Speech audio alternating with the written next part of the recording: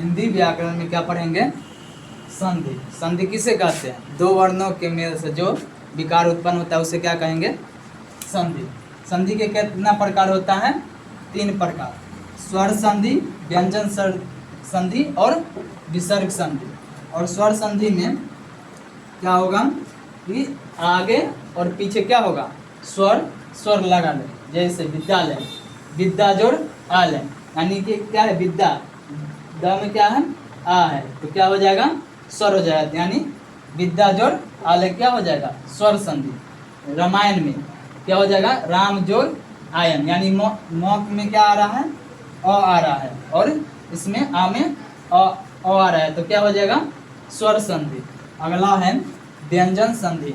स्वर और व्यंजन, यानी कि किसी शब्द में आगे स्वर हो या पीछे व्यंजन हो, या तो आगे व्यंजन हो या पीछे स्वर हो, या व्यंजन व्यंजन हो, या हलंत हलंत हो। क्या हो?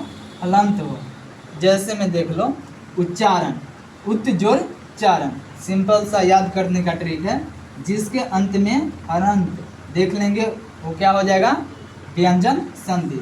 जैसे अच्छा दान, अच्छा दान में क्या हो जाएगा? आ जोड़ छादन, यानी क्या हो जाएगा? आ, यानी क्या आ रहा है? स्वर आ रहा है। क्या चीज में? आ में, क्या हो जाएगा? अच्छा धन क्या हो जाएगा? व्यंजन संधि। और विसर्ग संधि में याद करेंगे, जिसके अंत में क्या हो? विसर्ग हो। जिसके अंत में विसर्ग हो उसे क्या बोलेंगे? विसर्ग संधि। निरोग, जैसे में निरोग, निह जोड़ रोग, यानी अंत में क्या है? विसर्ग है। क्या है? अंत में विसर्ग है। जैसे मनोहर, मनः जोड़ हर, यानी अंत में क्या है? विसर्ग है। इसी प्रकार विसर्ग संधि को पहचानने का ट्रिक क्या हो जाएगा?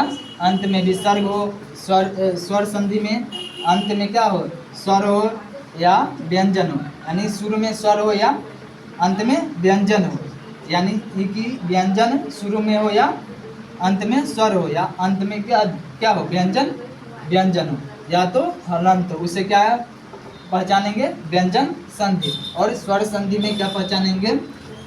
आगे स्वर हो और पीछे क्या हो? स्वर हो, उसे क्या बोलेंगे? स्वर संधि। क्या पढ़े थे? संधि। संधि कितने प्रकार के होते हैं? तो कितना प्रकार के? 3 प्रकार के। स्वर संधि, विसर्ग संधि और व्यंजन संधि। अब पढ़ेंगे क्या? स्वर संधि के प्रकार, यानी स्वर संधि के कितने प्रकार होते हैं? 5 प्रकार। कौन कौन?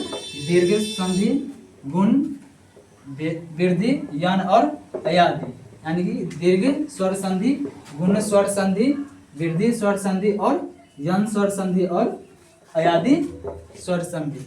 अब दीर्घ स्वर संधि में देखेंगे बड़ी की मात्रा, जैसे अ हो गया, टिकी हो गया। याद करने का तरीका क्या हो गया? जिसके माथे पर टिकी हो। जैसे रामायण, रामायण में क्या आ गया?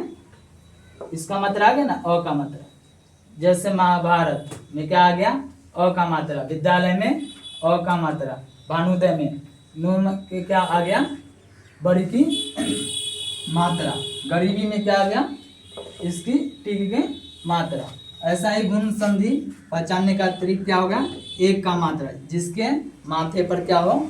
एक टिकी हो।